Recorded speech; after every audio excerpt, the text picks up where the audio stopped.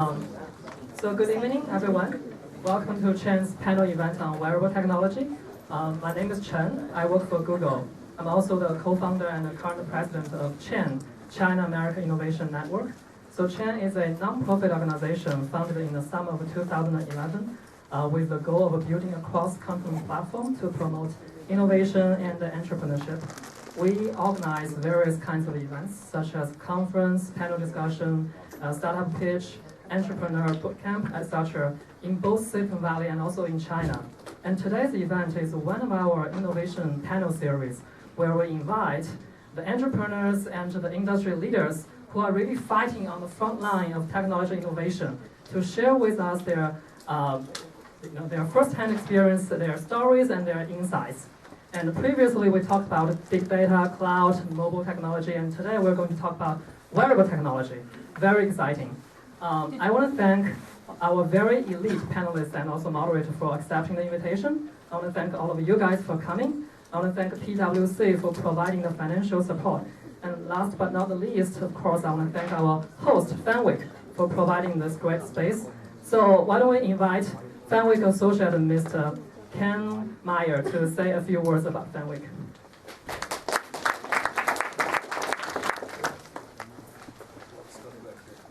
So as Chen mentioned, my name is Ken Myers. I'm an attorney here at Fenwick & West. And I just want to say on behalf of Fenwick, we're really delighted to have you all here and to host Shane and you guys for this timely and hopefully fun and educational event.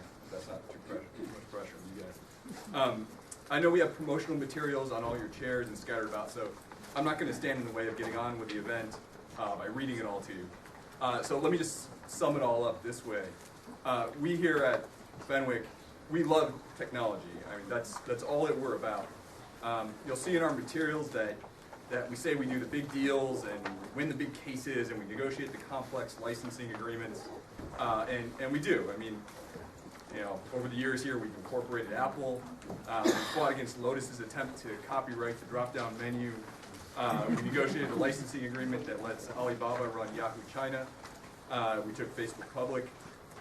More recently, we represented Spreadtrum, which I believe was actually founded by one of the board members here at Chain, and its acquisition by, pardon the pronunciation, Tsinghua University's private equity arm.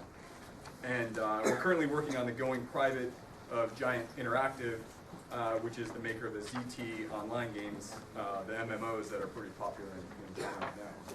But more important than all that is we're passionate about helping our clients improve, educate, entertain, and change the world with their technology, whether that's through our expertise in IP or tax law or securities law or M&A. So anyway, that's my little pitch. I and a few other folks from Fenwick will be around for the course of the evening.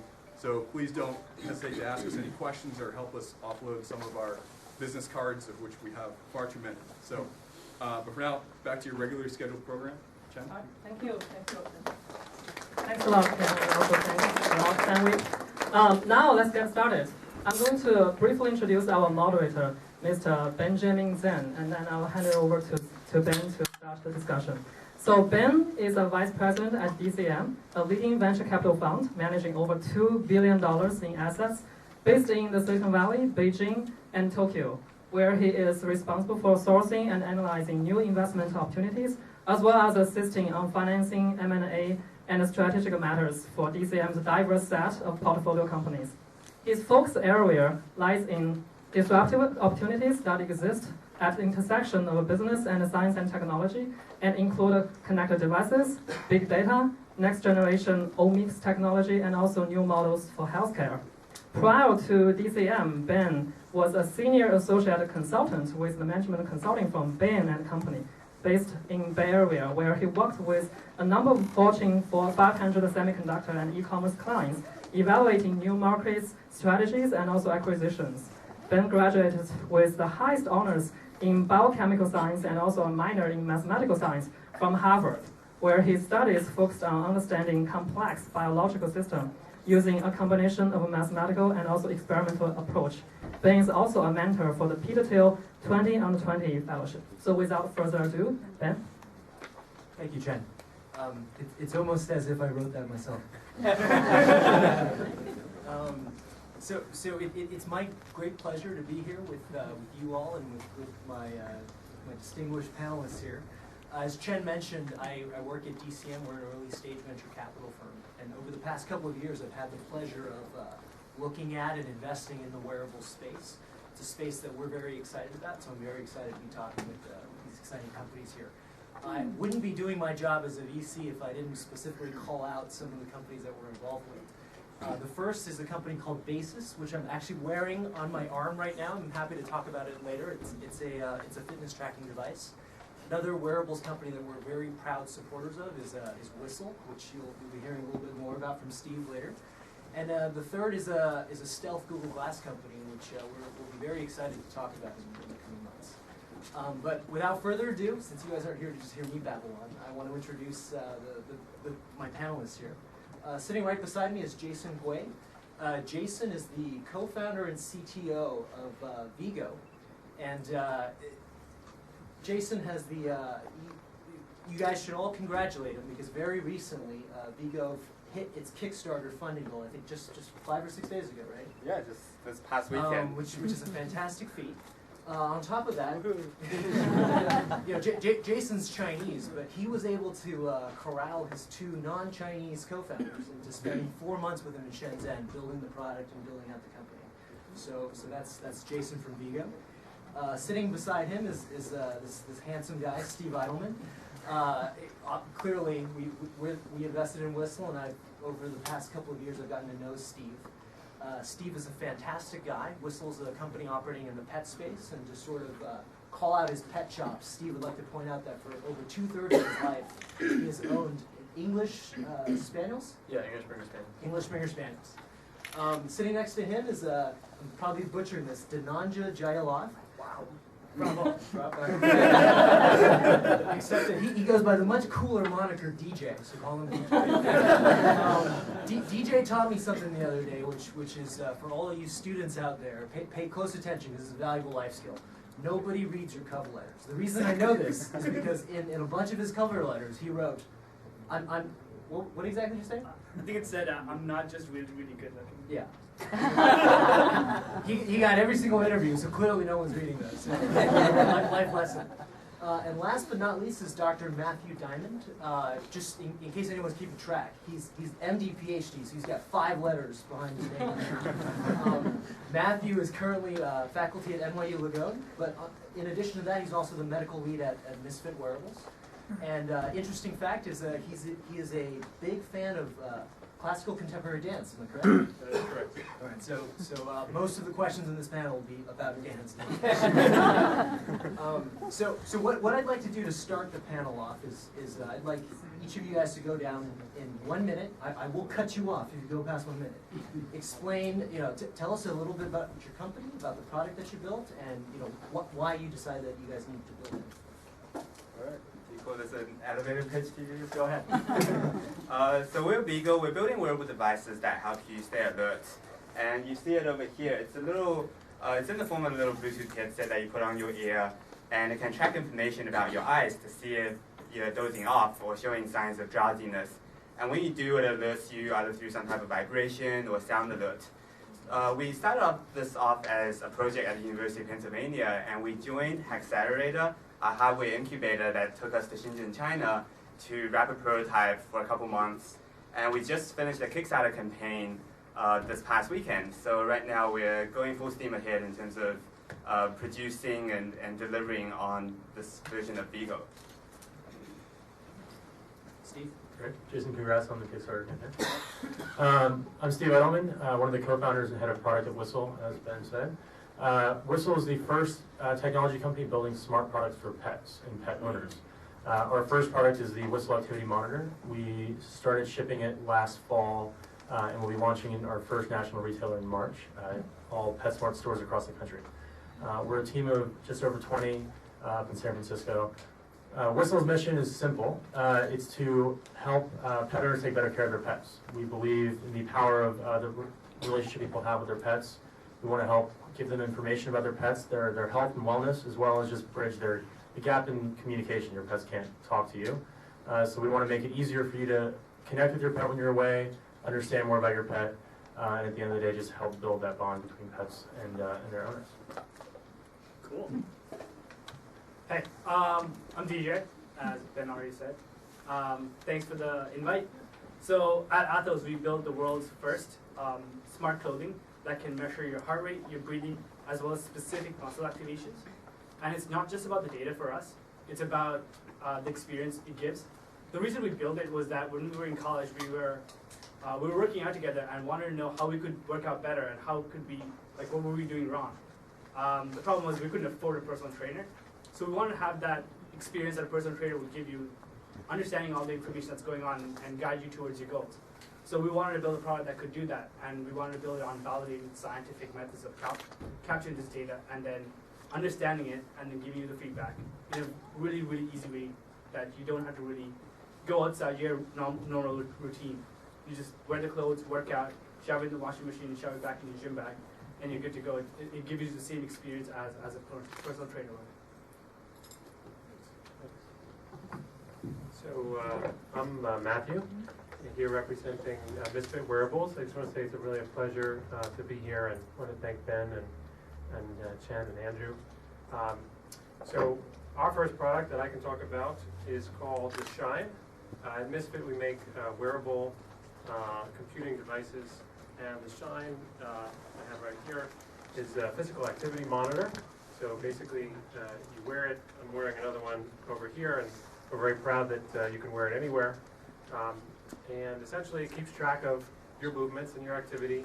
You set a daily activity goal, like you might say, I'd like to walk 10,000 steps a day, or in whatever activity you do, if it's running, swimming, biking, you know, what the equivalent of that is. And Shine actually has 12 lights. A complete circle around the Shine represents the completion of your goal. You may not be able to see, but we'll have some available afterwards if you'd like to look at that. And you just tap on the Shine and it shows that I actually have not been very active today. Spent a little too much time on the computer and only about a third of the way towards my goal. What people like about the Shine is that its design is really quite elegant. We made it out of aircraft grade aluminum. It's totally waterproof, extremely durable, requires no charging, and the algorithms inside are incredibly smart. And if you want to get more information, it syncs wirelessly with an iPhone or Android device, and then you can get more detailed information about calories burned and stuff like that. So if you have questions, you can go to Misfit Wearables. It's on sale at the Apple Store and at other retailers. Thank you, guys. So just to show that I'm not playing favorites, I'm going to start with Steve. So Steve, the interesting thing is, you know, the panelists here, you guys all have 4 very different products. And one thing that's interesting, Steve, is everyone else is focused on humans. You're focused on pets. And so, you know, the natural question is, why pets? Why do I want to quantify my dog? Great question. So obviously quantified self is a term that a lot of people are familiar with and use these days. We like to think of ourselves as quantified other. And that, you know, obviously we're focused on pets. That can apply to a lot of other companies that are building products for kids, for elderly, even the home in a way is quantified other. We believe in the relationship, as I said, between pet owners and their pets and the power of having pets. It's the reason we started Whistle as dog lovers ourselves. Why is that important? So I think that for pet owners, your dog simply isn't around all the time. They can't talk to you. And so the power of placing sensors on your dog around things that your dog is doing and capturing that information and making it very easy for you to capture it with you wherever you are, so on your phone, is, we think, an extremely powerful experience. I think for a lot of people, their expectations aren't necessarily aligned with what they experience once they buy the product and actually use it. And there's a very powerful behavior we unlock, which is as simple as opening the app and seeing your dog's photo, or going a little step further and seeing a very basic set of metrics, or even one number around your dog. It's an experience that people never thought they could have, and it's very, very different from having a Shine or something else that tells you a lot of information about yourself, because for the first time you have this what is normally just an emotional connection. You now have a piece of information about this living being that you care so much about that you didn't have access to before. So why dogs and not cats? I like dogs. One of our co-founders, Kevin, is a cat lover, so he is eager to build for cats as well. But our first product, being an activity monitor, makes a lot of sense for dogs. A lot of people's engagement with their pets, or with their dogs specifically, is around activity. And so while a lot of activity trackers are focused on fitness and exercise, for us it's actually a lot less about fitness. There's a big health component to it, but it's much more about the daily engagement with your dog. There's a number of things that cats do that we want to track and will, whether it's around nutrition or the home, toys, etc., things like that. Can't talk too much about what we are building, but there are a lot of things we want to build for other pets, specifically cats, but we're focused on dogs for now. So Jason, I want to ask you, so when we look at the Shine or we look at the Vigo, these things are typically worn on the body. You've specifically chosen to put something like right in front of your face. It's literally in your face, so to speak. Why put something there? Do you not think that that's overly intrusive to the user, to the person's day-to-day experience? Well, that's a good question. And having a device on your head, is it obtrusive? Like, if we look around us right now, there's actually a lot of us who are wearing glasses. And the only difference between wearing a device that contains Bluetooth and a battery and with glasses is like there's electronics inside. But we as people are kind of used to having things on our heads. We wear Bluetooth headsets, we wear glasses, and the idea behind Vigo when we first built it was building something that would conform to existing form factors that people are used to seeing.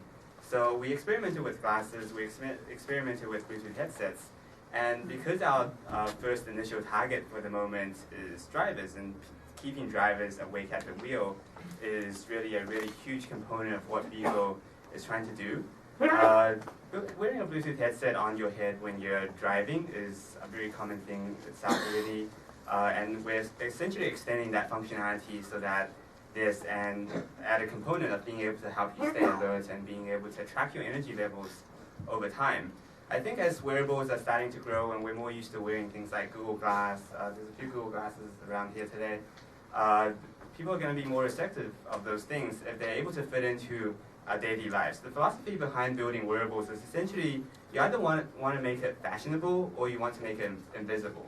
And so all the products that you see here right now are pretty fashionable and people are waiting to wear it and display it on themselves. If you make it invisible, then it doesn't matter how it looks like because people are okay with wearing it either way. And so a general trend I think we'll be seeing is wearable devices becoming more fashionable and fitting into our lives more. And that's what we're trying to do with building this version of Vigo that's in the form of a Bluetooth headset. And we may go into glasses in the future. All of those are possibilities, and being able to integrate this type of functionality into your daily lives is essentially what we're trying to do. The point about Google Glass is an interesting one. I'm kind of curious. Do you think of Google Glass as a competitor? Do you think what Google Glass is doing will displace what you're doing? Well, I see Google Glass as being more of an opportunity than a competitor.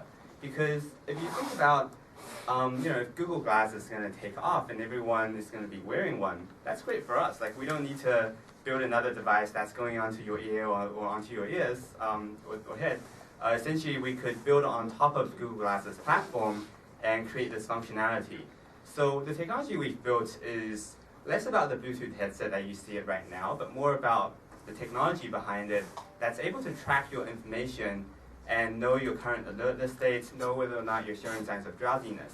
So if Google Glass is going to grow big and we can port this into Google Glass, that's great for us. We probably don't even have to worry about hardware. We could build this into Google Glass so people will have this type of functionality. What we think though is, based on who we're targeting, we're probably still going to be building hardware, and we're still building very different products from Google Glass, because Google Glass is essentially a heads-up display. You can make phone calls, you can send text messages, browse the web with it. But if we're building Vigo and targeting, for example, a truck driver who's driving 12 hours a day, or a security guard who's on night shift, he's probably not going to buy a $1,500 piece of gadget that can send text messages and watch YouTube. All he needs is something that's able to keep him alert at the wheel in his daily occupation. And that's essentially what we're trying to build. And with the hardware that we have, we'll still be providing this type of hardware for the specific need of providing this type of functionality. It's like you have mobile phones, and mobile phones can tell the time, and you can use it as a flashlight, but people still wear watches, and people still buy flashlights. Because there are different technologies that are built for different things, and the space we are in is trying to fix the problem of unintentional drowsiness by providing a device that's able to help you stay alert. Thank you. DJ, next question is for you. I guess part of the, before we dive deep into my specific question, I guess it'd be helpful if you sort of explain exactly what is the wearable that you developed, because it sounds like it sounds like it's fabric plus multiple sensors. Like what is the actual point? So the apparel actually, there's two main parts, which is the apparel and then there's the core, which I actually have on me. Voila. So the apparel actually has, the upper body apparel has 14 biopotential sensing sensors built into it. They're completely passive. Imagine them as rubber patches on your clothing, which pick up specific muscle activations as well as your heart rate and your breathing, which then gets transferred to the core, which extracts all the information that's created by your body, and then it's digitized and sent to your phone, which is where we understand the information and displays it to the user. Okay. So, quick question, I guess. Is this the type of thing that you expect people to be wearing continuously throughout the entire day, or is this just while they're working out, while they're exercising? It's completely for when you're exercising and trying to get an advantage while you're working out. And so, help me understand. I mean, this type of performance fabric sort of thing. I don't know how you want us to call it. Smart clothing. Smart clothing, right? Yeah. This type of smart clothing feels pretty hardcore. Like, who's your target audience? Is this the hardcore athlete? Is this the mainstream guy? Like, how do you think about that? We're targeting the guys who go to the gym 3 times a week, guys or girls. It's just anyone who goes to the gym 3 times a week, who go out of their way to schedule their activity, and they're the ones who have the desire to improve. That's sort of where our name comes from as well. There's something that's very innate in every athlete, which is their desire to improve. They're always trying to get better. And it's one of the key defining characteristics of an athlete. So athlete's character, or athlete's ethos, or athos. And that's how we came up with the name. So that's sort of the people we're going for. We're going for the people who are in the gym or doing their activity, or they're going out cycling, wake up early in the morning to make sure that they get those activities in. And they're trying to get better. They're trying to see if they can crush their next plateau, do more reps, ride a little faster, beat their friend at a different game. They're our market. And so, help us understand. I mean, it sounds like you're collecting all sorts of data, but on one level, all that data is really complicated. Not every athlete out there, is a full-on physician. Not like Matthew here. They might not be able to understand all the information that's there. What are you doing to help synthesize this for the user? Yeah, so we actually take all the data, and our researchers actually spend a lot of time understanding the information and figuring out how can we make all this information actionable. We like navigate, like Google Maps in navigate mode, because it tells us where to go. It doesn't just say where we are and give us all the data about the map. It takes all the information around us and figures out, okay, you want to go here, let me guide you, create the path for you. So that's sort of the same thing we're doing. We're taking all this information, collecting and understanding, and comparing against models we have, and going, okay, so you seem to be working out your biceps, and you seem to be focusing too much on your right side, not your left side. How about you focus on your left side and get a more balanced workout? Or if you've gone cycling, and if you're a more serious cyclist, you know that there's kind of people who pedal mash, who just shove down their pedals, versus the people who actually pedal. So we can actually look at your muscles and say, hey, you're not pulling up on your upstroke. You need to do that, and you need to start using your legs more equally. And we can start training you on those kinds of things. Matthew, quick question, I guess. If you even look amongst the panelists, I think you're going to see a couple of Jawbone devices. I'm wearing the Basis device. It sounds like the Shine has entered a particularly crowded space. But make the case for us. What's so different? What's so special about the Shine relative to these other devices? Sure. There are a lot of activity trackers out there. Can everyone hear me in the back? Okay, great. And the truth is that we all track pretty much the same things. We provide very similar information. Most of us will sync to mobile phone, have ways to pull the information, out, and so you can look at, what happened today, what happened last week, and begin to look at trends and relationships. Really, it's a personal choice that people have. I think that what our target was, and where we felt that we wanted to take sort of wearables 1.0 and take it to the next level, is a lot of folks here in the Bay Area, early adopters, quantified self folks are wearing activity trackers, but not too many other folks really are. So the question is, what's it going to take for the average person who doesn't feel like putting on a plastic device, maybe likes to wear a normal watch, someone who wants to go and dress up. So we wanted to make a device that people would feel good about. And also, I think sometimes a device can send a message to other people and yourself. A lot of fitness trackers have a certain sort of stigma. Sometimes it's for people who want to take it to the next level, who are really athletes. But there's also, the idea that maybe this will help you lose weight. And it's absolutely true that being mindful about your activity will make you more active, no matter how you're tracking it. But maybe someone doesn't want to feel that way, that, oh, I'm wearing this device because I'm trying to solve this problem. So we really wanted a device that would make people feel, more elegant, more beautiful, and focus on the positive. So that was our goal. Well, that's interesting. I guess one question in particular I wanted to ask you is, you're in the unique position of being a physician in an industry which is mostly technologists. So what sort of medical vantage point do you think you've lent to Misfit? How has your medical background helped them build the product and build the experience? Sure. So it's been a great opportunity, and I used to do clinical medicine full-time. I still see patients, and I enjoy doing that, but I felt that I could reach a lot more folks by helping people be more active than I could by seeing patients in my office. And so when I had the opportunity to work for Misfit, I really was very excited about it. I helped Misfit with certainly providing a lot of information, helping them to digest the health and fitness literature, helping them to understand the patient experience.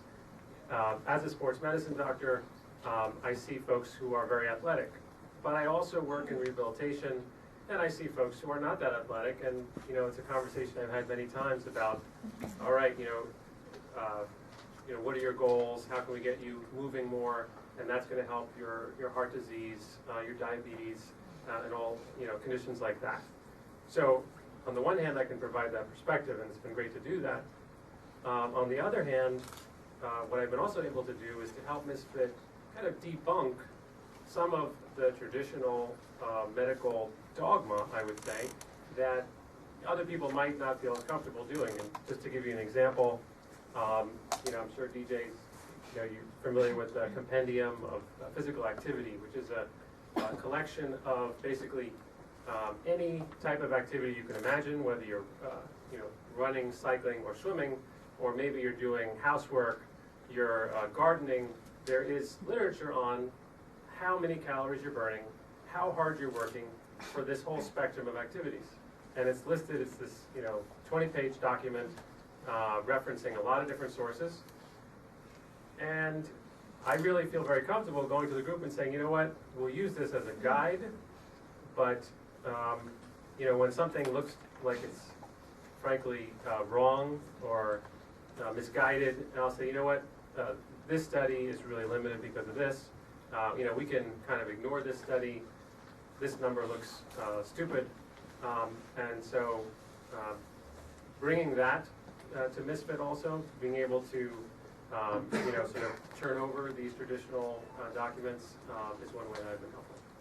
Great. So the next question I want to run by all the panelists, and fundamentally when you're talking about wearable technology today, you're talking about something that has that's small, something that you put on your body or a pet's body. And one of the key design limitations is fundamentally batteries. So batteries just aren't phenomenal yet. People are working on them. But for now, you guys have to deal with different battery trade-offs. And I know just that you guys have made a different set of battery trade-offs. And I think it'd be helpful for the audience to understand just what's guided how you guys have thought about what the right battery life should be and what you should be able to get during the course of one battery charge worth of the device. Jason, do you want to start? Yeah, I think it really depends on how you're using it. And so I can't speak for like the other products, but I would imagine, for example, if it's a device you're wearing all the time, you don't want to be charging it all the time because that's going to be pretty inconvenient. But for us, Beagle was built with the intention not to be wearing this 24 hours a day or putting this on when you wake up in the morning.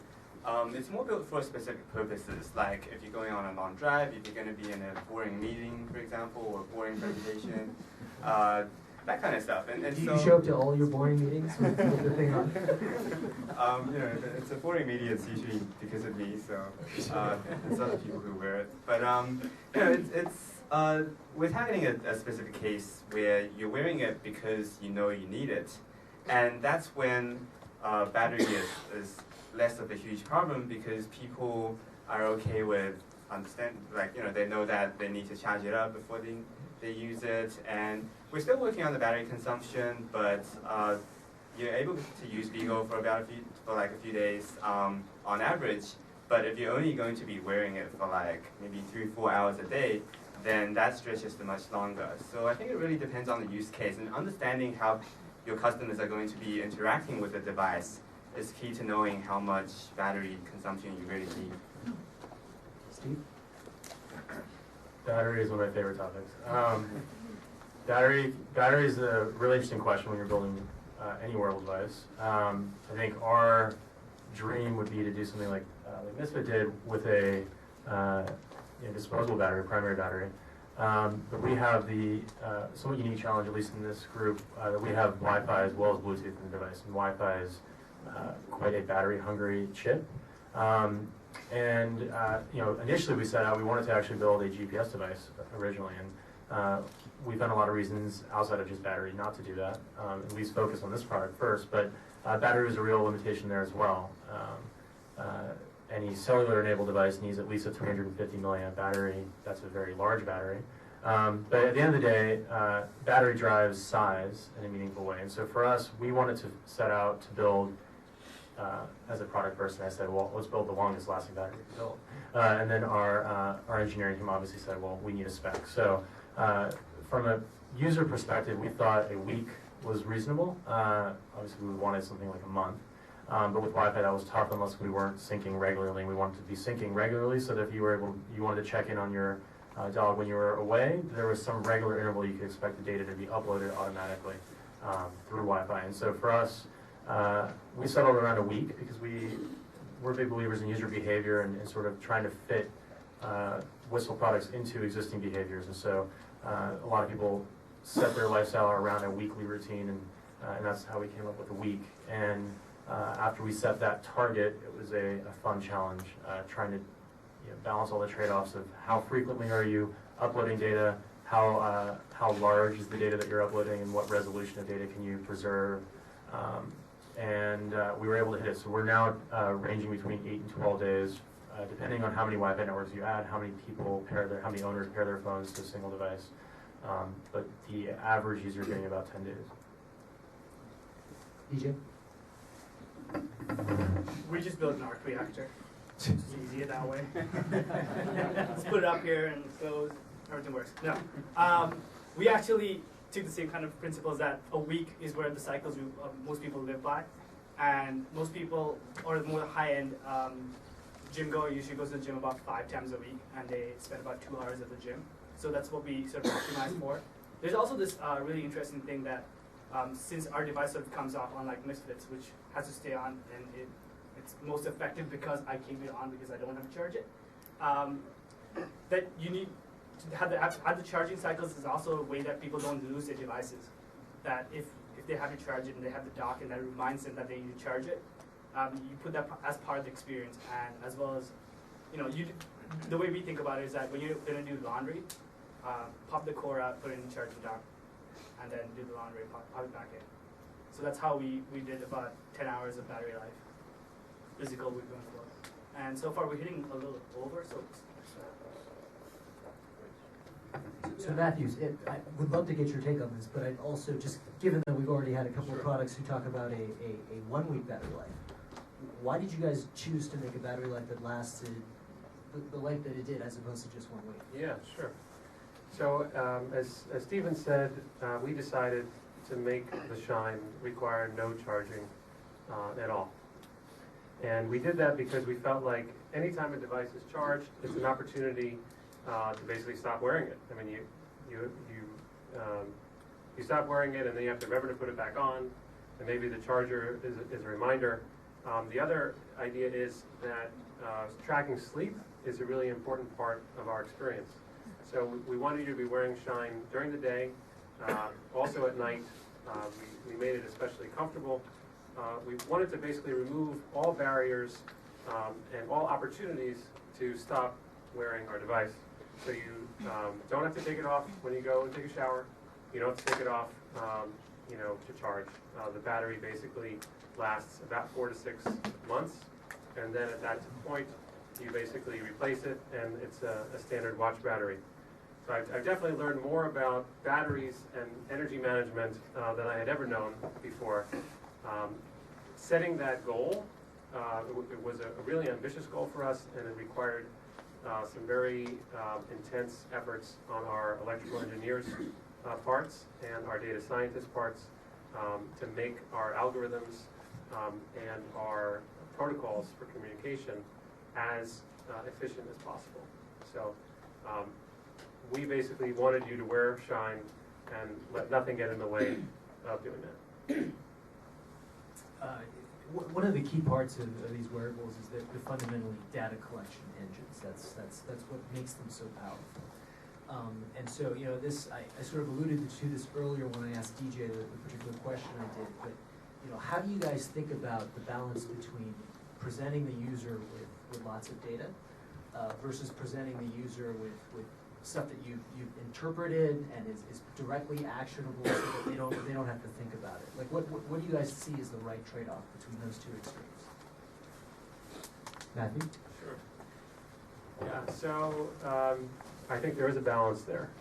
And I think particularly as a physician, I was very interested in making sure we didn't give people information that would cause them to worry about the wrong things, for example.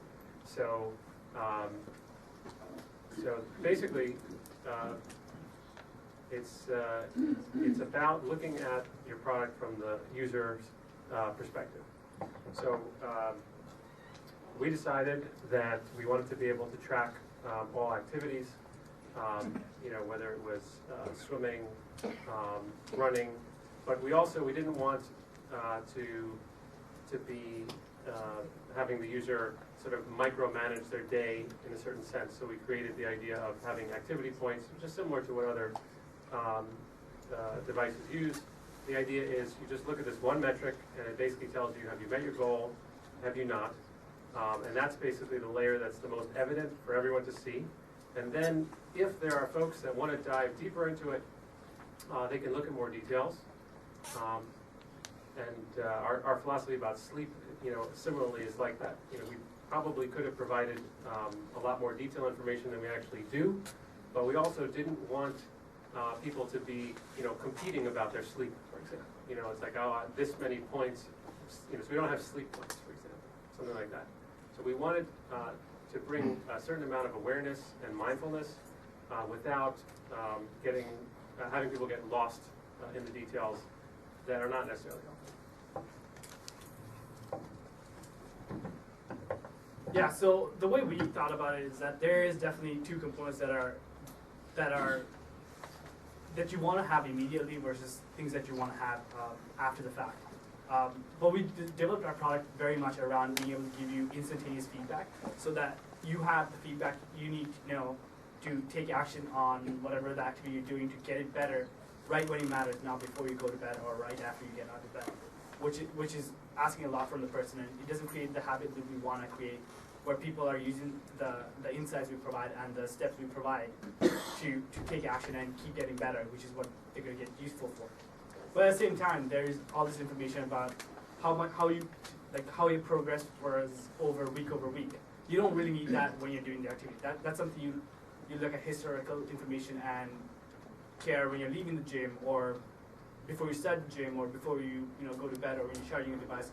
Some other time when it doesn't matter. That's when we present how you're tracking towards your goals, which is the second part that we want to start giving people visibility to, because with working out, you don't actually get a lot of feedback on how you did for a couple of weeks of putting your work into it. But now, since we can quantify detect all this information, we can actually tell you how you're progressing after sessions and after weeks of just a single week of working out.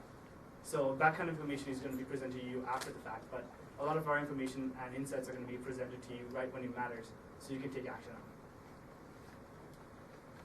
it. Yeah, so I think with any wearable you're going to build, it's very easy to be overwhelmed with the amount of data you're capturing, and I think one way that we went about building the product from the very beginning was essentially to challenge ourselves to strip down everything into one metric. What would be the one key metric that we can build a behavior change around? So ultimately that's the goal of any of these products, whether it's behavior change in how you're working out, or more in real time, sort of how you're sitting in a meeting, or ultimately sort of awareness and mindfulness about your own activity. For us, the behavior we wanted to impact was your awareness around the impact that you had on your pet. I think a lot of people think initially the whistle's for your dog, and obviously it goes in your dog, but it's ultimately for the owner. And the behavior we want to change is the impact that you have around your pet. So the impact you have on their daily life, and the amount of time you spend with them, what you do with them. Are you just letting them out in the backyard for, so they move around for 30 seconds and take care of business, or are you actually taking them out for an hour walk when you get home from work? And so all of our focus was on what data do we need to show you to create that behavior change and then sustain that change. We found that to be quite simple, very similar to what Matthew said, but it's ultimately about setting a goal, recommending a goal for you based on your dog's age, breed, and weight, and then encouraging you to keep up with that goal. And what we found was actually a pleasant surprise was the innate variability in day-to-day behavior helps create that habit almost automatically, and then what we needed to do was create a reward. And so for us, the reward to help sustain that behavior change was all about creating a very emotional experience. And so whether that engaged, or whether that was around sort of just daily engagement with the app because of photos you were adding, or photos that maybe your spouse was outing, or maybe the dog walker, or other information that was highly relevant to your dog, we were unlocking that emotional response and emotional reward that you got from feeling very good about, hey, I did enough today for my dog, or maybe the emotional reaction of I haven't done enough, and maybe a slight guilt trip. And we found it was actually somewhat even more effective than doing it to yourself. It's very easy for you to say, hey, I didn't go to the gym and I really should, but I'll keep watching this TV show. When it's this other being that you're responsible for, it's somewhat of a different reaction. And so we started with just that very basic, how many minutes of activity did my dog get today? And we stayed away from points because we wanted it to be rooted in, just as a brand, we've sort of tried to find this balance between not being too serious, it is your dog after all, but also not being too kitschy with sort of the pet thing and being very cheesy. And we wanted to create a sense of, here's a serious recommendation. You don't need to take it too seriously, but it's ultimately for the well-being of not just your dog, but yourself as well. And so we built everything around that one key metric, and from there, anything we add is around adding additional layers of information around basically the story of your dog's day. And so very similar to sort of how both DJ and Matthew were describing, we give you a very basic metric, and we layer in additional information for those who want to drill deeper, whether it's in that moment to understand what's going on, or looking back over history and looking at graphs and charts over time. So with Beagle, we approach data from a different approach, and with a lot of existing products, it's displaying that information to the user. For us, the core value of Vigo is being able to nudge you when you're dozing off. So it's more of a functional thing than just the data itself. And so what we're building is something that when you are, for example, at the wheel or you're in a meeting and you're kind of not in your best state, there's that little vibration or some type of music or pump up song that's alerting you or getting you back into your state. And that's the action item that we have built into the device that's getting you back to your state. And we see that as our core functionality, is being able to know when you're dozing off and being able to nudge you back into your best state. So we get a lot of people asking us, like, I know when I'm drowsy, so why do I need a device to tell me that? And our answer to that is because it's less about just telling you that you're drowsy, but it's also about being able to get you back into your best state. But we also are about data in the sense that we display this type of information about how your states are changing over time to the user. And the idea of that is to create actionable recommendations on how to improve yourself. Just like how these other devices are teaching you how to be better. We plot, for example, your changes of state over time, so you can see what are the times of the day that you tend to get drowsy, and so you can arrange your schedules better. You can also get recommendations on when you should be taking a coffee break or when you should be doing a power nap, for example, to get yourself back into a better state afterwards. And these are the type of information that everyone kind of knows at the back of their head that maybe I should be drinking coffee, or maybe I should be taking a nap, but they don't always know when is the best time to do that. And so I think that with presenting data, you want to be presenting data that people wouldn't really otherwise know, or wouldn't really otherwise like feel. Just like with Whistle, for example, you see your dog around, but you don't know if it's if he's really exercising today. And so Whistle gives you that information about the activity levels. We're also giving you this information about how you can improve better in ways that you otherwise wouldn't know by using our analytics and really working with the data and figuring out what's the best times to take breaks and what are your most optimal times and what are your suboptimal times to help you improve and really help be more productive. Thank you. The next question I want to ask you guys is part of building wearables as opposed to building an app or software is you actually have to build something and then you got to ship it. How do you guys think about distribution? Like, is this something that you guys are thinking I'm just going to sell directly? Jason, are you going to just Kickstarter every single sale that you're going to do? Are you guys going to go direct? Are you going to go through Amazon? Are you going to try to work with Best Buy? How are you guys thinking about getting actual hardware to the people who want to buy your product? DJ. Oh. I was going to say Matt would be best because he's actually selling the stuff in stores. We're pre-ordering. I think there's a balance and there's a time for all the different routes. Like at our stage, it's best to go direct so we have more control and we can provide the extra educational material that is required with our product and provide that experience and engagement that people need before they buy something. Why wouldn't you do this through an athletic store, for instance? Because they have massive margins. No. There's also the clients you want to get, and you need to educate them a lot more before they buy our product, before it gets into the hands of them. Because it's not the traditional clothing that Dick's Sporting Goods is used to selling. It's also not what Best Buy is really built for selling, because they don't have changing rooms. So it's an interesting thing for us, and we have a pretty decently fleshed out plan on how we're going to roll out. We're still talking with a couple of these partners to figure out how exactly we're going to do that. Yeah, sure. So, hardware is hard. Both in the design, in the building of it, and in the distribution. And the cost in terms of and the time to iterate a hardware product, is an order of magnitude greater than what is required to iterate an app or other software product. So I think for those who are thinking about building a device, it is really important to get strong team together with some experience and to really understand what you're getting yourself into. Skipping back to distribution for a moment, we decided to go with an Indiegogo campaign for the Shine, as much to demonstrate a demand for our product as anything else, and to get people excited about it, to see who would be the earliest adopters, to get feedback from that group, and then it was important for us to distribute as widely as we could, and we do a lot of sales internationally. I think actually the Apple stores in China, sell out of Shines more frequently than perhaps anywhere else.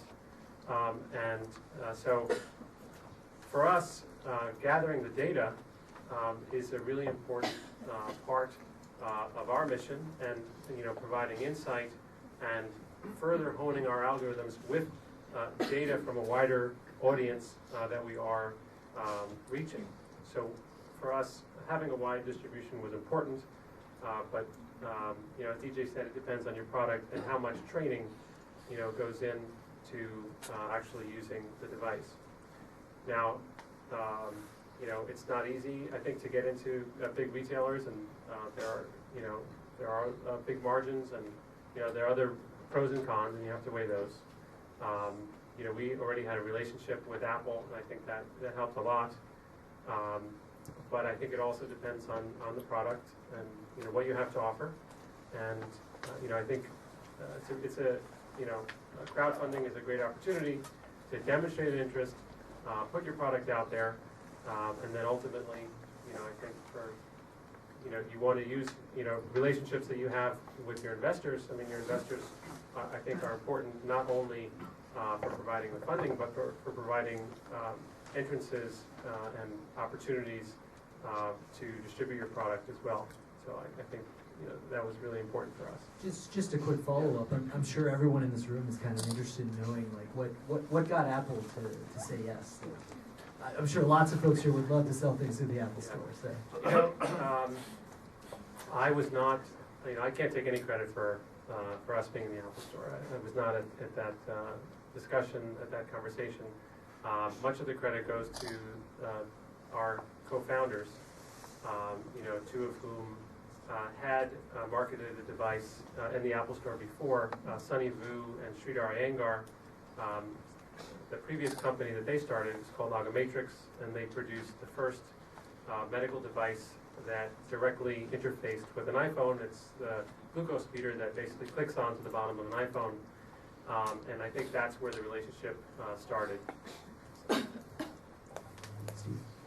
So distribution for us was actually one of the key things that we sort of set out to achieve in terms of how we saw a big opportunity. The pet space is fairly unique relative to some of the other products we're talking about tonight, in that it's a very well-defined market. It's a $60 billion market. There are basically two big box retailers that account for 2/3 of all retail spend in the entire category, PetSmart and Petco here in the US. And if you go into one of those stores, it looks like 1985 in there. It's pretty ugly in terms of the design of all the products, and there isn't a single product that communicates with any piece of software in the entire store. So, pretty low bar. And so for us, it was actually very easy to get retailers excited about the idea of the product. The harder thing was obviously to build it and prove that it was worth all the hype. And so that was the bulk of the work. But the initial piece of why it made sense for us to go in retail, there's of course big margin concerns. It is a lot of work. We'll be on an end cap, so getting end cap displays, educating what PetSmart has 30,000 store associates. How do you incentivize and educate all of them? It's a lot harder than just running a website. For us, initially being on just whistle.com was great for taking pre-orders, getting a lot of feedback, getting a lot of those early customers really excited about the product, to evangelize about the product. But at the end of the day, the mainstream consumer, the mainstream pet owner specifically, is still very much spending a lot of time in retail. About 95% of all spend in the pet space, in retail specifically, is done in brick and mortar stores. And so there's just a lot of eyeballs that simply won't end up on Wearable.com unless we spend a ton of money on marketing. And retail partners can be great in that way. Although you're paying for it through margin, there's a lot of established marketing and advertising machinery that is already up and running. And so for us, we're sort of just plugging into that system while building excitement with management there to get them to promote the product, do a lot of things for us that they might not do for other vendors. And the result remains to be seen. We'll be launching in just a few weeks, but I think it's important to do as much as you can direct. I think everybody would love to build a brand online with 100% organic traffic to their website that grows by 10x month over month. But I think once you launch and you have that initial burst of PR, there's a bit of a step back, and you have to think about how do you actually build momentum organically, but also it's going to cost money. I think with hardware, any successful product that you look at has been most likely, even now, on retail shelves at some point. So it's probably something you'll want to do at some point. When and where and what you need to do to support it depends on the product and the channel you go into. So I think Whistle and Misfit, since they've already been selling to consumers directly, they have a lot of experience in that sense. And so I can't add any more to that since we're only on pre-selling right now. But something that we have been doing is also targeting a B2B crowd. And that, I think, is a very different market, because with consumers, you're selling in Apple stores, you're selling through websites, and people come to you, or you build on top of these bigger retailers. But with the B2B market, it's more about building relationships and proving to them why you're valuable to them. And what we're building, essentially, technology that's going into cars. We're looking at markets, for example, like truck drivers. We're looking at taxi companies. We're looking at security guards. We're looking at certain markets that have a very defined need for a product that's able to meet their requirements. They need their employees to be constantly alert. They needed to be making sure that their employees are safe and not running into like crashes or having other financial losses happen from drowsiness. And so the way we're targeting these B2B customers right now is first talking to them and initiating these conversations with them, but we're also going into a consumer market as a way to generate enough data and have enough backers to refine the technology so that we're more ready to go to these B2B customers at some later point in time. So we're starting to talk to these people, and we've had some partnerships with trucking companies. We're talking to security guard companies. We're talking to a very large car manufacturer right now who's really interested in our technology and are interested in providing these in their dealerships.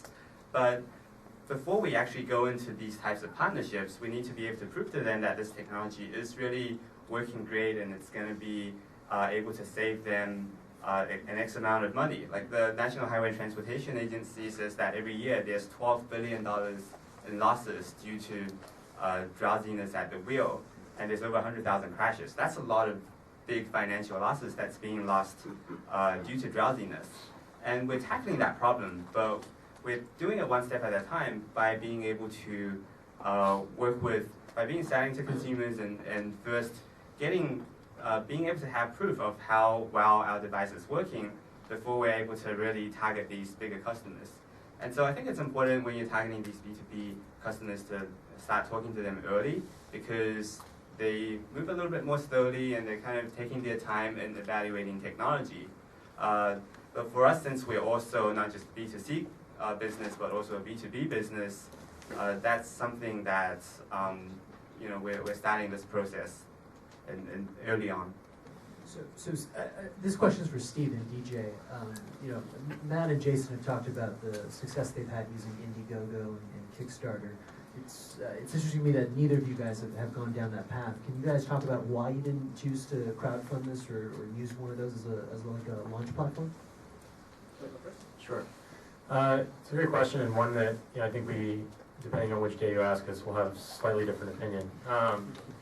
I think when we were first starting out, we were seeing a lot of products that had made a lot of promises to a lot of customers that hadn't shipped, and I think the tone quickly went from excitement in a very public way to a lot of frustration. I think as that sort of platform, or those platforms, become more and more mainstream, I think fewer and fewer people who are actually putting on their credit cards will understand that they really are just supporting the company. They're not necessarily buying a product, and that's a very important distinction. So for us, it was a little bit of we're not exactly sure how long this is going to take, and we want to start taking orders now, and we don't want to end up having to just defend ourselves and try as hard as we can not to disappoint people before we even ship anything.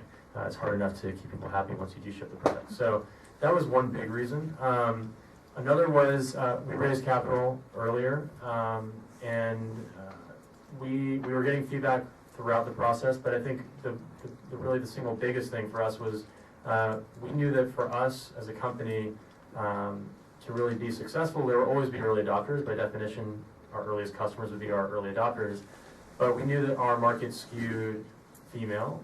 It skewed a little bit more middle age.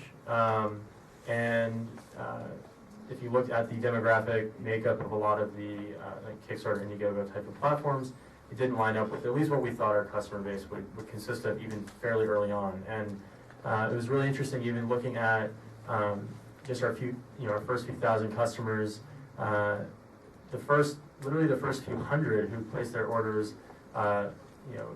beginning of the day when we first launched. I mean, literally in that short window, we're like 70 or 80% male. And then if you look at the rest of our orders, it literally started skewing more and more female as even the first day and the weeks went on. And if you look at the makeup now, it's almost flipped entirely. And so for us, we didn't see a ton of value outside of getting that feedback in the Kickstarter campaign. We wanted to make sure that we had an indication of demand, had a base of people to go to for early feedback, but really focus on that launch to the masses and getting to retail as quickly as possible. Yeah, I mean, we went through the debate of whether we want to go with crowdfunding with the platform or using our stuff as well. And I think Steve covered like 3 of the main points that we went with for why we want to go doing it ourselves. The other parts were that we wanted to be able to test out different messaging and customize what's going on and provide much more educational material in very different formats as we go. So we had the flexibility on our website. And again, since we had the funding behind us, we knew it was something we could go and play around and figure out what the best messaging for our customers is. Because we didn't know exactly how to get this information specific enough that it can show up in a 2-minute video. And there were a couple other parts that, again, the crowd that showed up on Kickstarter was not really the high performance workout goer crowd. That they were a little bit more tech savvy, wanting toys in the tech space. So we decided that we want to keep it more ourselves. But I think the other part was that knowing that it is clothing and it's something that people didn't even have the ability to ask for, we launched mostly to be able to get that in the ethos that people could ask for, knowing fully that most people want to buy the clothing aspect of it after they touch it and feel it, and know that it is comfortable, and have their friends telling them that it's going to be comfortable. So using this time to actually learn about who our market is and what messaging works best for them, and then by the time we launch, we can actually have exactly the right messaging for our consumers. Great. The next question I want to ask you guys is, one thing that I as a venture investor sometimes struggle with when it comes to this space is, you guys are selling hardware. It costs money to build the hardware. You give up a big bunch of it to your manufacturing, to your suppliers, and potentially to your distributors. How do you guys think of yourselves and specifically your business model? Do you think of yourselves as hardware companies, or do you guys think of yourselves as, you're doing hardware now and you plan to sell some type of software or some type of service later? Like, how do you guys think about what your business model is longer term? So, you know, we're not limiting ourselves to hardware. You know, we wanted to put something in someone's hand that they could, you know, be excited about and really grab onto. But I think the potential for all of our devices that are gathering large amounts of data, you know, some data that people think, oh, well, I basically knew that, but, you know, now, you know, maybe they'll be surprised at, you know, what their pet is actually doing when they're not home, to where, you know, they just didn't have information about their muscle contractions before, and you're giving them brand new information. I think that the value of you know, people talk about big data and they're, you know, excited about what they're going to do, and it's rare to find someone, you know, talk about what it really is that they're going to do with big data. Right? But our vision is to be able to look at relationships. For us, it's, you know, between activity and sleep, and really provide insight also into, you know, across populations. So I think the value of providing a service through software, you know, I think that's a very attractive model, and I think hardware is a part of it, but it's just a part of it. And if you can do it without hardware, I think that's even better, ultimately.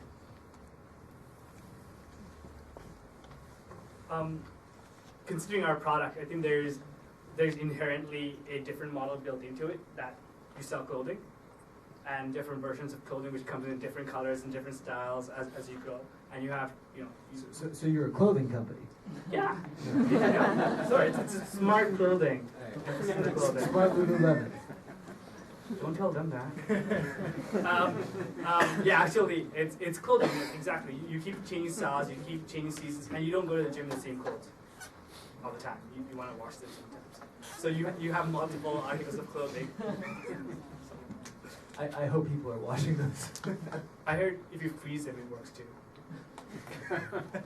But yeah, so you have different clothing, but at the same time, going back to the data part, I think data is like crude oil. Everybody knows there's value in it, but you got to refine it to get useful data out of it. So we actually are really going to be using our data that, you know, there has never been collected this much data about human physiology before, and we're going to use that to really enhance experience. And some of those will lend into really handy ways of helping generate more revenue. But it is definitely a clothing company that's enabling a different experience. So for us, for Whistle, I think there's a lot of data we're capturing that no one's ever seen before in the pet space, whether it's vets or pharmaceutical companies or retailers. But quite frankly, none of that data matters until we have Whistle in enough homes across the country and across the world. And so in the near term, for us, it's all about getting as much hardware out there as possible.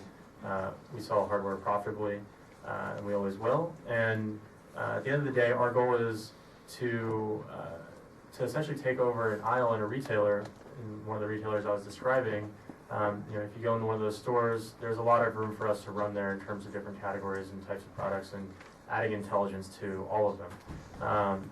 And we are big believers in value out of the box. And so we don't really ever want to gate the experience for the consumer by putting a subscription fee or blocking it that way. That might make sense down the road, but right now our focus is solely on getting as many Whistle products and this first product into as many pet owners' hands as possible. There's a lot of value though in that data for sure, and I think for us, we're finding it, in DJ's words, will be most likely around how we use it to add value to the rest of the ecosystem. Some of the biggest companies in the world, or specifically pet companies, are very much focused on nutrition and food, and in the pet space there's a lot of information that those guys are eager to get that no one can get just by selling food. So we're in a pretty interesting position where if there's enough Whistle products in the home, there's a lot of value for everybody else in the ecosystem, and it doesn't require us to go to the consumer to necessarily extract more value or more dollars from them outside of just getting them more products. So with Beagle, I think the thing that we're selling that we see as being most valuable is less about the hardware itself, but actually about the type of data and information that it can provide.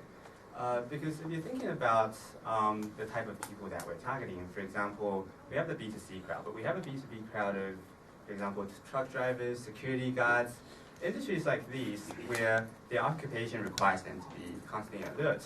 And so the way that we're thinking of the path that we're going down is eventually monetizing this type of data and providing, for example, real-time information to trucking companies, to their employers, to the employers of security guards, and being able to see information about their employees, being able to see their real-time states, and being able to see how to arrange shifts better to accommodate for different people's energy patterns, to accommodate for different types of needs. And we see that data as being a lot more valuable than the device itself, of being able to provide this real-time information about these employees and about how well they're performing and how they could be performed better by perhaps rearranging different schedules. So in the future, it's even possible if we're working with these types of companies that we might even provide the hardware to them for free and actually be charging on the software. And that's a much longer term viable type of business model. It's sort of like routers or with when you install a router, it comes in for free. The modem comes for free, but you're buying that internet plan or getting a phone, and the phone is essentially free, but you're paying for the mobile data. The way we see hardware is it's eventually going to be turning into a platform where more valuable things are going to be built on. If you look at computers, for example, companies who are building software for computers are making a lot more margins on software itself that runs on these devices than the people who are selling these computers and building the hardware. Because when you're building hardware, there's always the cost associated with it. Same thing goes for mobile phones.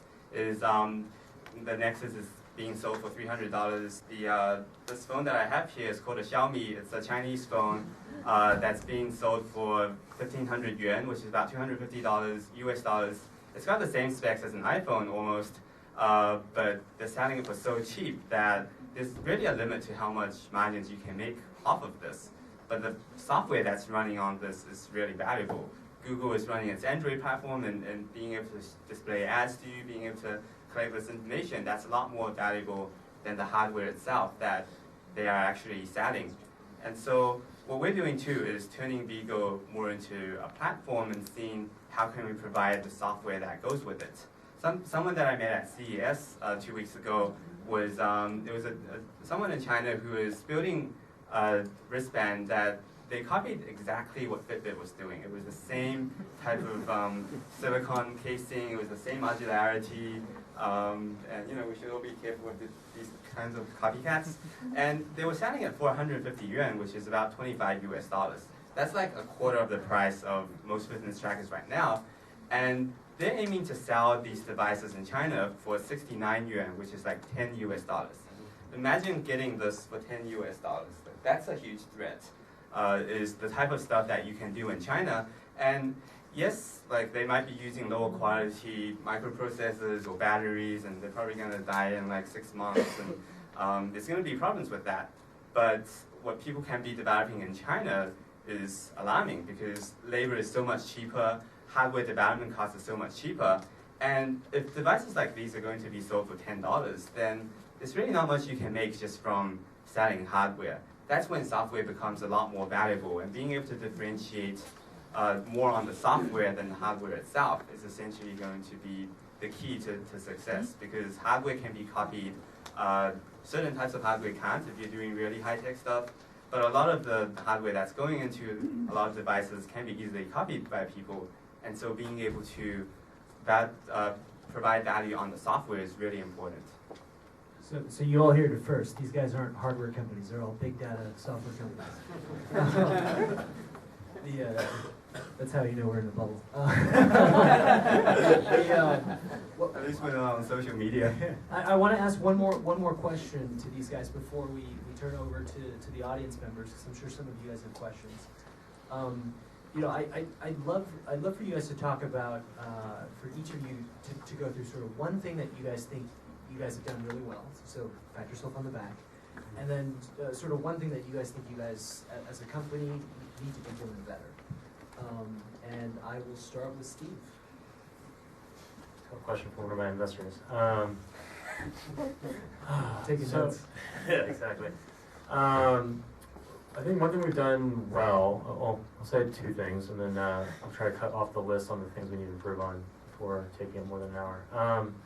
So I think we've done a really good job on hiring, which is one of the things you need to focus on, obviously, as you start a company. Something we spent a lot of time on. We didn't put any really arbitrary rules in place around it, but it was something that we sort of had we really went with our gut in terms of things like culture and when you're building a pet company, it's very easy to filter for people who actually really care about what you're doing. And so for us, that was extremely important. And a lot of experience. And I think it's hard to fill all the gaps as a startup. I think there are a lot of gaps we didn't fill maybe at the right time. The fun part about building hardware is you're building a physical products company while also building an entire software company on top of that. So there's a lot of holes to fill. We have 22 people now. We have only really 2 roles that have any overlap in skill set. One electrical engineer, one mechanical engineer, firmware, data science, software. And within software, you've got iOS, Android, front end, back end. So there's just a lot of different holes you have to fill. And I think we did a really good job on not overhiring, not underhiring. Could have been a little bit better about maybe knowing which gaps were more pressing than others. One other thing I think we've done a really good job with is I think navigating the ecosystem of the pet space, which was one of our sort of initial premises for sort of going into when we started Whistle was really knowing how that ecosystem worked and where to extract value from it and who to work with and who to talk to. And that's what's helped us accelerate. We kicked off our design process on our first product in October of 2012, and we shipped it in October 2013, which is pretty rare for hardware. So I think we couldn't have done that without, again, hiring really well, and then also knowing exactly what we were building for in terms of our customer and the ecosystem that it was going to fit into. Things that we could have done better and can continue to do better. I think we sometimes, we're all OCD, and I think we had a tendency to hire people who are OCD and perfectionists, and that can be good and bad. I think when you're moving so quickly, inevitably you get caught thinking about really, really small things. Literally last week we got in an argument about a comma. Probably not the best use of our time. But it happens, and it continues to happen, and it's really hard to, you want to put sort of guardrails in place, or at least put a structure and process in place that keeps you on time in meetings, keeps you moving through decisions quickly, but at the same time doesn't create too much process and overhead, so that you're not actually moving quickly anymore, and all of a sudden you're acting like a big corporate company. And so that's something we I think, we started sort of winging it, and we're starting to have to adjust quickly, and it's still really hard to do. And then just to be fair, I'm going to get 2 things. One You're done. No, I was going to give one more about hardware. All right, go ahead. So with hardware, I think it ties a lot of what we're talking about with like things like Kickstarter and stuff like that. I think there are a lot of different ways to build hardware in terms of what do you prototype, when do you prototype it, what do you pay for, what should you not pay for. It's a lot harder than software, not just because of the effort and how many pieces there are to it, but there's just that many more decisions. And a lot of them are happening overseas. Do you go live in China for 4 months? Do you not step foot in China at all? Do you ODM?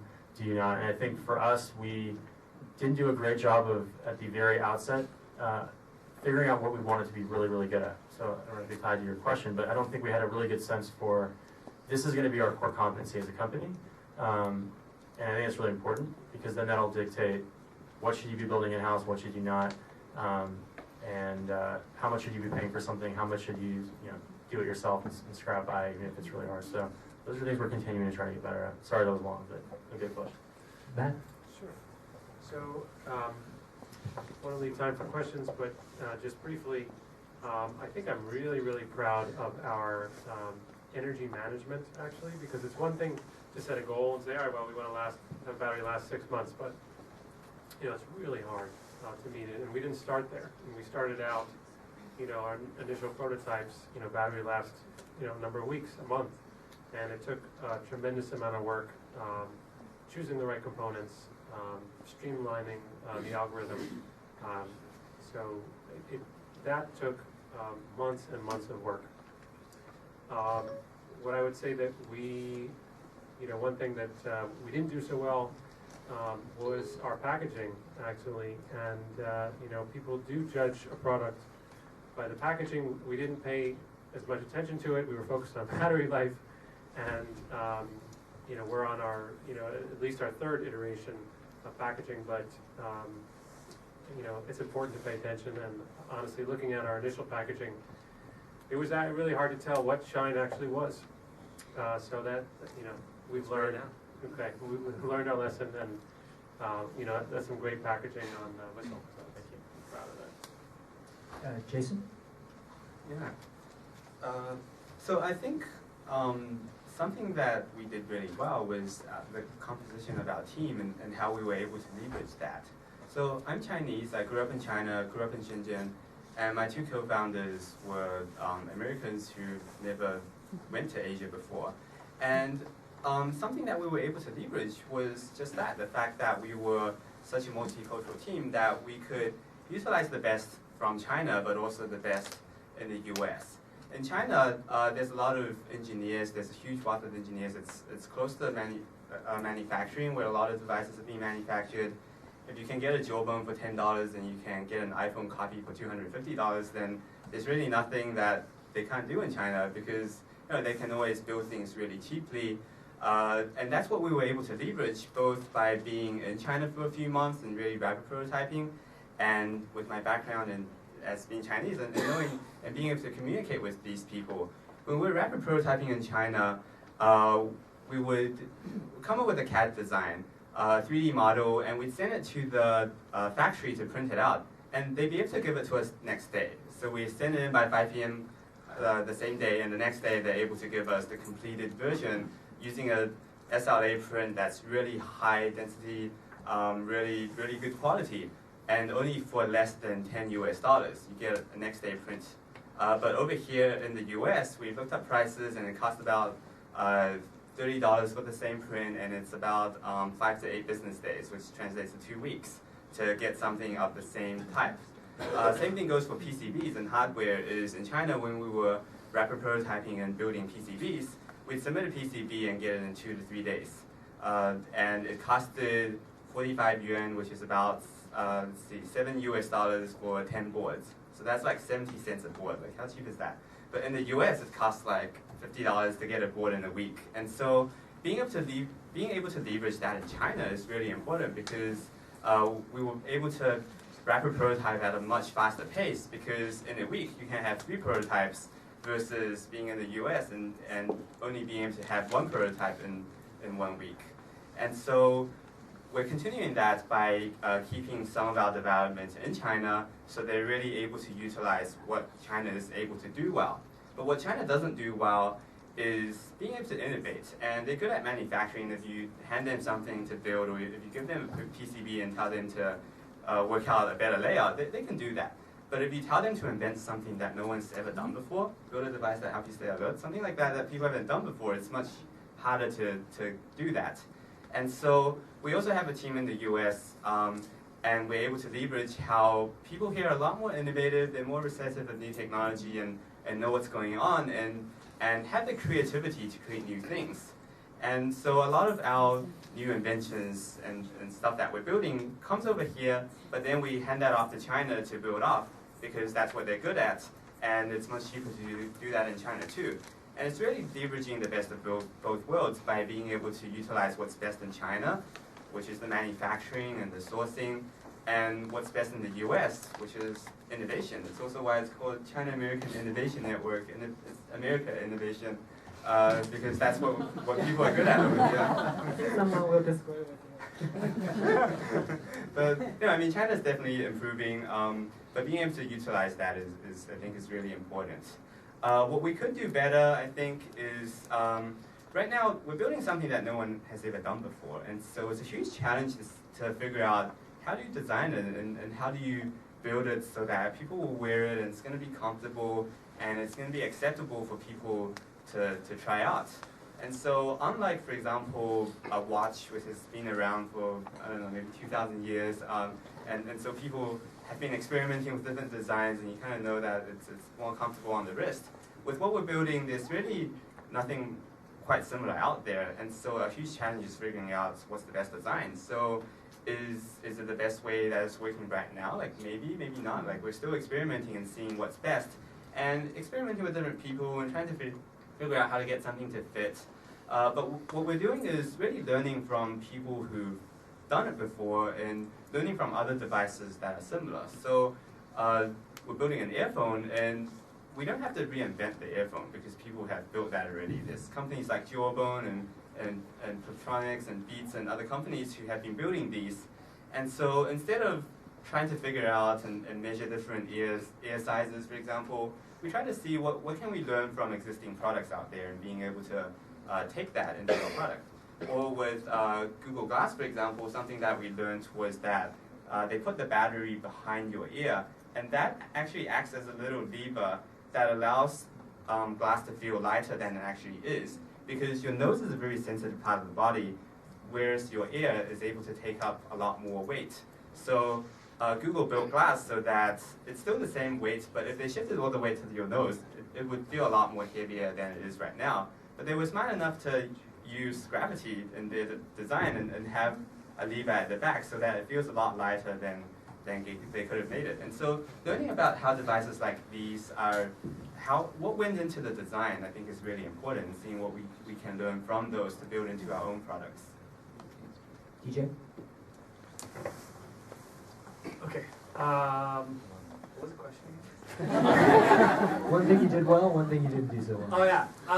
So I think one of the things that we did really well was that when we started off, we always wanted to build a product experience, and that part of it was that the clothing shouldn't disappear. You shouldn't feel like you're wearing a Tron suit, and it should be, but you should feel like Iron Man afterwards. Two references. Okay.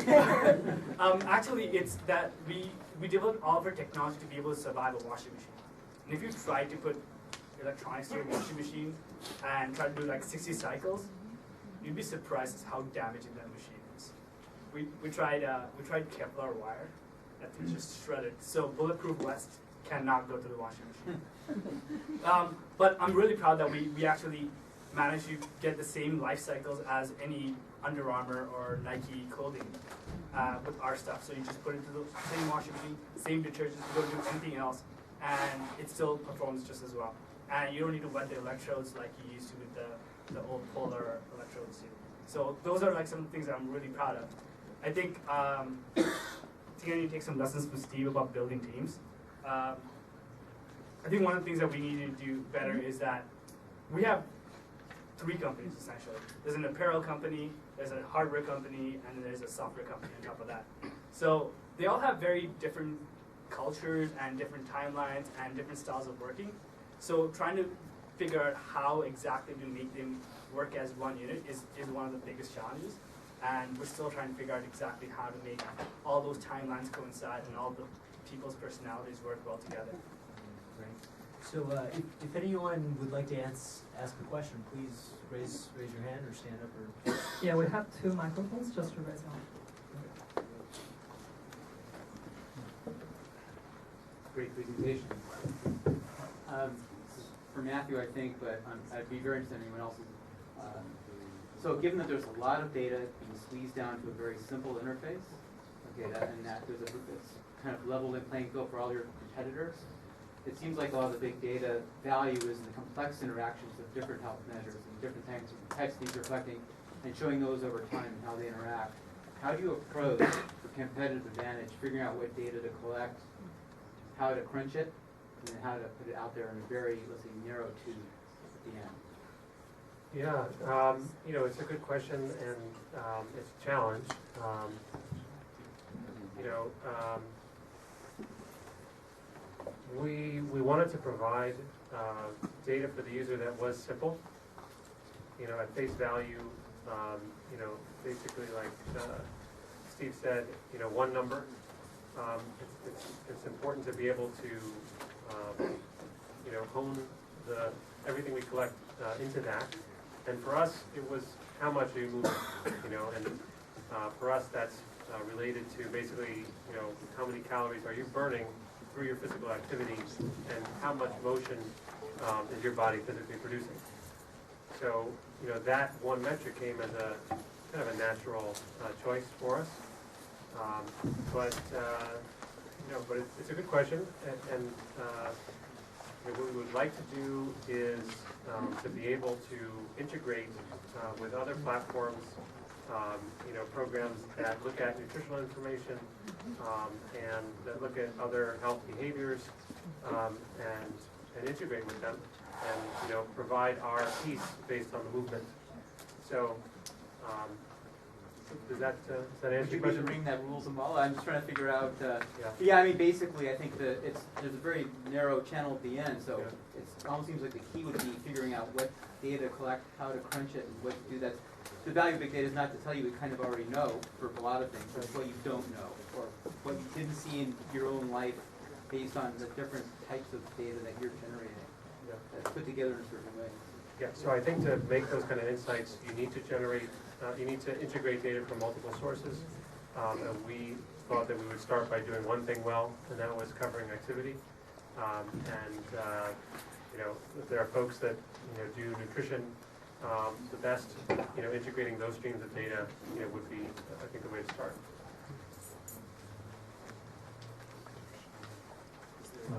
Yeah, there's a question you want to Yeah, I ask? just have a question for the power management, the energy.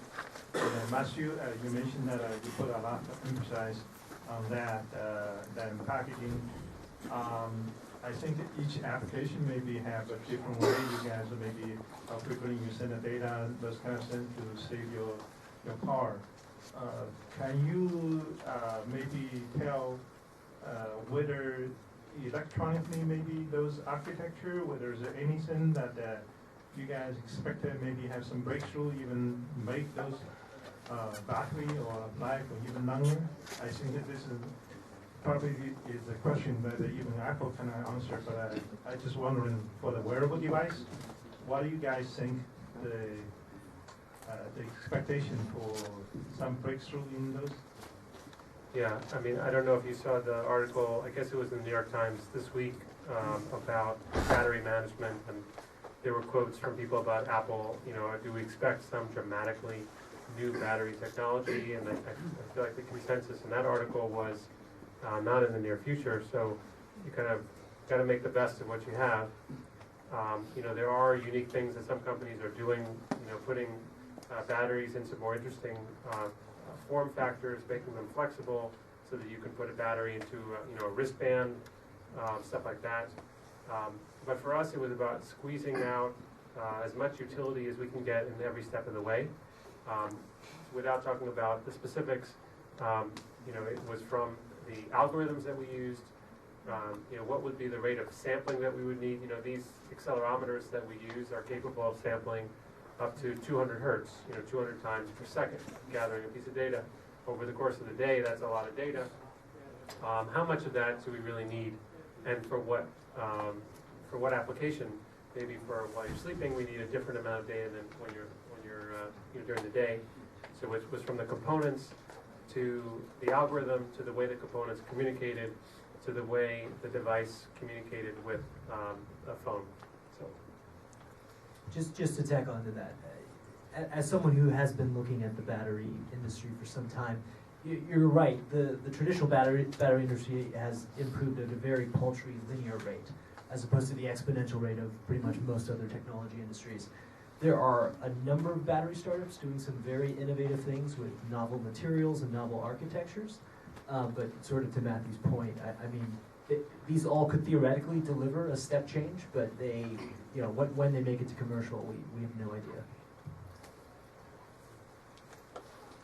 Hi. So we've heard Thank you all for all the information that you've provided. Jason was talking about how inexpensive a lot of the hardware is in China, and so that was a very interesting point. And we've heard about being able to transfer the information to the phone, which gives you the chance to create software, and then you can potentially monetize the software. But usually when thinking about big data, there's the trend to push the data to the cloud. And so I was wondering if any of you are pushing data to the cloud, and if you see that as a very important trend, and if you think you can monetize it. Take a quick crack at it. So I'm pretty sure all of these devices are essentially pushing data to the cloud. I think we initially, when we first started building, had plans to do some more significant data processing on the device itself. But we actually are, outside of just compression, pretty much not doing anything on the device anymore, and everything is happening in the cloud. So whether the data is transmitted through Bluetooth to the phone or through Wi-Fi to the router, both end up in the cloud and then come back to the phone. So they both come back to the phone. It is really just a question of what you then do with that data. It all becomes big data. It's just a question of what you do with it, which you talked about. Okay, great, thanks. Yeah, I mean, just to add to it, we do send data to the cloud. I mean, that's a huge part of it, and we store all the information out there, because we find that that's one of the barriers to entry for a lot of other companies, because of that knowledge base and the information we can learn on top of that is very hard to get. And the more data you collect, and the more useful it becomes. And there's a lot of possibilities that we haven't even realized, just because our data sets haven't been in the massive sizes it's going to be. Just to follow up, can you monetize that? There are definitely ways of monetizing that, and we're playing with different ways of whether we want to even monetize it and how do we want to monetize it. Obviously there's value in all the data and how we use it and how we learn from it. Yeah, just to follow up, I think I agree with everything that Stephen said, and our experience is similar. And even independent of, for example, for us, the physical activity data that, some of which is processed on our servers, it's really important for us to get feedback about the functioning of the device as well. So, if we get feedback from customers in the field and they're having a problem, we need some information to be able to troubleshoot, well, what's going on. If someone thinks they went a certain amount and they got a certain number of points, should they have gotten more points? Is the battery not working? Stuff like that. All of those type of reports are very important for us to get feedback. So that's kind of a back-end type of big data that helps us to improve our product as well. Kevin Shaw, Sensor Platforms. We've seen some great devices here, both here and at CES, and each one of them is making measurements of a person, streaming that data, some cases back to the cloud, some cases local. Each one of them seems to represent a silo. I'm wondering at what point will we see this data, or will consumers start to demand that this data be aggregated, pulling all this data together into a common set of information instead of just being siloed into a separate. I understand each of you want to monetize it, but at what point will the consumer want to see it aggregated? Quick answers. We've actually had a lot of partners, potential partners, reach out to us, given we're sort of in our silo in the pet space, but that data is still relevant to others who are maybe in home automation or in human fitness. I think that's why we're focused on building a brand and a brand around physical products, and less about monetizing the data per se. So we want to be able to make that data available, whether it's for a use case that we develop or a partner wants to use. I think Java has done a great job of creating a platform primarily to feed data into their app, but there's a lot of discussion going on constantly around open sourcing, open source platforms, and then also just making your APIs available to pull that data in. Just one really interesting example, something that's dear to my heart. I'm diabetic, and there's a company called Tidepool, which is a nonprofit, and their entire premise is we need to create an open source platform for all sorts of medical, specifically diabetes devices, to be able to pull all our data together, and then whoever wants to go create a separate application on top of that can do that. There's a big challenge, which is a lot of these medical device companies, Medtronic, for example, are very much incentivized to keep their data closed for now. Not letting a open platform take your glucose readings and your pump, insulin doses, and then put it into a platform for somebody else to play with. There's obviously a lot of FDA issues there, but I think that is the dream eventually, is that all these different devices that are capturing things that they become really, really good at capturing and distilling and processing, that there are other people who create really interesting applications in the software layer. Depends on if you're focusing on the hardware or if you're focusing on the software, and if you are focused on the software, are you focused on, which use case are you focused on? Yeah, I mean, just to add on to it, I think there's a lot of big companies that are trying to figure out how to create work on this data universe, and there's all these like information that everybody, like what Whistle provides, what we provide, what Business provides, is sort of like a constellation in this universe, and everybody's trying to figure out how can we get all this information aggregated and use it for different things. It's going to, I feel like it's going to end up in a situation where all these Internet of Things devices are going towards, where there is just one brain that has all the information about you, and then some dumber device would talk to you and go, hey, I'm working with DJ. What does he like? How do I customize it for him? And then the brain would essentially talk to it and be like, hey, this is how you would want to contextualize it because he likes to talk to his mom on Fridays. I think the brain you're talking about is called Google. But they want to brand it. but on a more serious note though, I'm kind of curious to hear you guys take this particular perspective, and the reason for that is, well, I think it's great. I personally believe as a consumer that we want more data out there. We want the consumers to be able to use whichever application they want. Just, a couple minutes ago I asked you guys about business models. You talked about being able to monetize data, about creating different types of business models on top of this data. The fact that you're opening it up, doesn't that deprive you of the ability to monetize that data? Yeah, so we are big fans of working towards aggregating data and breaking down the barriers, and I think it's just going to take time. To put it in perspective, I think DJ was spot on when he was talking about having 3 different companies.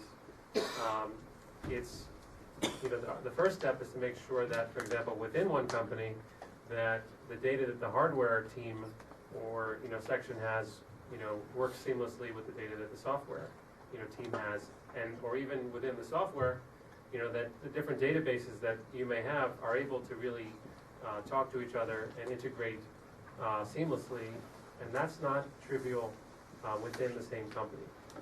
So I think primarily there are a lot of technical barriers, but they will be overcome as standardized formats that are being developed will be adopted. The question that you asked about balancing open access and monetization, I think that people really value and appreciate when you make your data available, and I think that builds a following, and it builds a movement of people who feel empowered and they feel certain ownership. And I think what we've touched on, one of the I think really interesting discussions we talked about is the data itself is not enough. So you can give people their data, but they really want help in interpreting it and figuring it out. And so we believe we would like to make our data as accessible as possible to the users, as easily integrated as we can, and we believe that basically the insights that we have will bring the value, and the spirit of open communication will bring a certain amount of appreciation and loyalty. Just to wait. So a quick point I wanted to add to that is, I think with, like you said, there's going to be so many devices. I think there's an integration aspect to that where we're probably not going to be wearing a Jawbone and Fitbit and a bunch of other devices on ourselves at the same time. And what's going to happen very likely is there's going to be an integration of more different types of sensors and data about you in the same device. We're seeing it in a mobile phone, for example, is we're not carrying a stopwatch and a flashlight and a notebook anymore. We just need our phone, and we can do a lot of different things. And so what I think is going to be a very likely trend is we're going to see devices that's able to collect different types of data about yourself, like the bases that Ben is wearing, which is able to track things like your body temperature and perspiration and activity and all kinds of things. And when it comes to that point, then it's likely that it won't be as segmented and having a lot of different companies in that space doing that. And I think to prepare for that, what companies have to do is to be ready to see that coming potentially and being able to build towards that. What we're building right now is its own device because there's no device out there that we can directly integrate with. But if we were able to, for example, work with Google Glass, or if we were able to work with a glasses manufacturer and build our technology in there, then what's going to be likely is we'll be building the core technology and focusing what we're best at is that type of core technology and providing the type of information related to that. But being part of something bigger ultimately is benefiting the customer because they probably only need one device that's going to give them all that type of information that they need.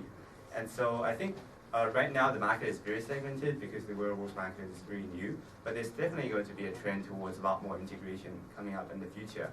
And being prepared for that is really important. BJ, hardware design requires trade-offs. You can't have every feature. So what's the most important general lesson you learned about trading off features? Oh, yeah.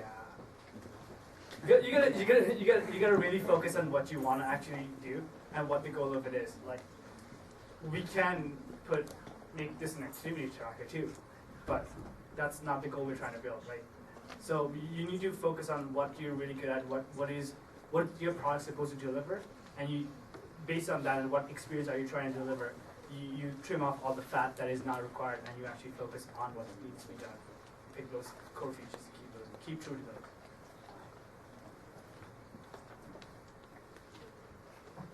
One last question. Yes. Yeah, I'm Kevin Adler, and first it's just phenomenal panel. Like, I know it's really long, but glued to my seat, really good. And I was intrigued, like, you all brought like such kind of thoroughness of thought to your work. And when you were asked what's the best, what's the worst, it was all related to people. You mentioned your teams, how you found people, processes you put in place, things you wish you had done differently. I'm just kind of curious, when you're building for hardware, as you know, we all kind of came to learn about with wearables, what do you look for? Is it the same kind of hacker hustler divide? Is there different skill sets that you're looking for? Do you target people who have a passion for dogs and that's like the starting point? Just kind of in general, how do you go about recruiting great people for this?